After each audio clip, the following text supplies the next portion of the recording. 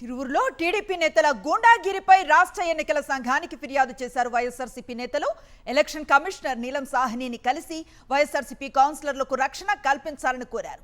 రాష్ట్రంలో అరాచక పాలన నడుస్తోందని మండిపడ్డారు వైఎస్ఆర్సీపీ నేతలు.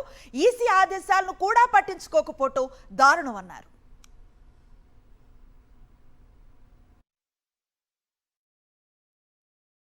మెజార్టీ లేకపోయినా తిరువూరు మున్సిపాలిటీని హస్తగతం చేసుకోవాలని చెప్పని దౌర్జన్యంగా చేసేటటువంటి కార్యక్రమం జరుగుతోంది.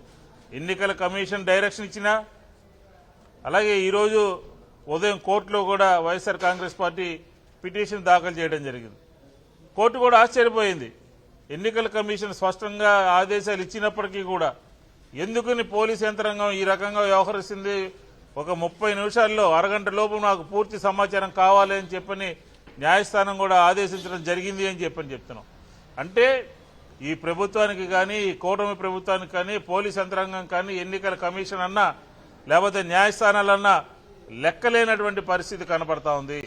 మెజార్టీ ఉన్నప్పుడు, మీకు మెజార్టీ ఉంటే ఎందుకు ఇలాంటి అరాచకమైనటువంటి కార్యక్రమాలకి, ఎందుకు ఈ రకమైనటువంటి కార్యక్రమాలకి పాల్పడుతున్నారో ఆంధ్ర రాష్ట్ర ప్రజలకి సమాధానం చెప్పాల్సినటువంటి అవసరం ఉన్నది అని చెప్పిన వైఎస్ఆర్ కాంగ్రెస్ పార్టీ డిమాండ్ చేస్తోంది. ఇప్పటికైనా సరే మా కౌన్సిలర్తో, మేము మా గుర్తు మీద గెలిచినటువంటి కౌన్సిలర్తో మీరు చైర్మన్ తీసుకోవడానికి ప్రయత్నం చేస్తా ఉన్నారు. ఇది అప్రజాస్వామికము, అన్యాయము అని చెప్తా ఉన్నాం. అధికారులందరికీ చెప్తా ఉన్నాం. వాళ్ళు చెప్పేది ఒకటి, క్షేత్రస్థాయిలో జరిగేటటువంటి కార్యక్రమం వేరేది. ఎన్నికల కమిషన్ నిన్న డైరెక్షన్ ఇస్తే విజయవాడ నుంచి ఎన్నికల కౌన్సిల్ హాల్ వరకు ఎందుకు మీరు భద్రత కల్పించలేకపోయారు, ఎందుకు మీరు గన్మెన్ లేవలేకపోయారు? దానికి సమాధానం చెప్పండి.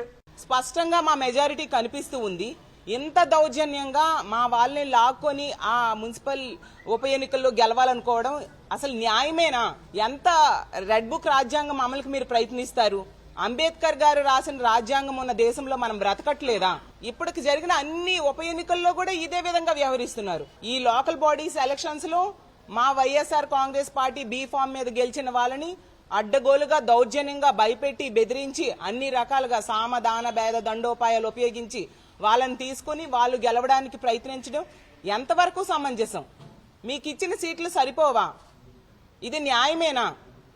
ఇప్పటికైనా ఇలాంటి దౌర్జన్యాలు ఆపాల్సిన బాధ్యత కూటమి ప్రభుత్వం మీద ఉంది. ఈ తిరువూరు మున్సిపల్ ఉప ఎన్నికల్లో ఈరోజు ఖచ్చితంగా మా కార్పొరేటర్స్ కి రక్షణ కల్పించమని రాష్ట్ర ఎన్నికల అధికారి గారైన నీలం సాహ్ని గారిని మేమందరము వెళ్లి విన్నవించుకోవడం జరిగింది.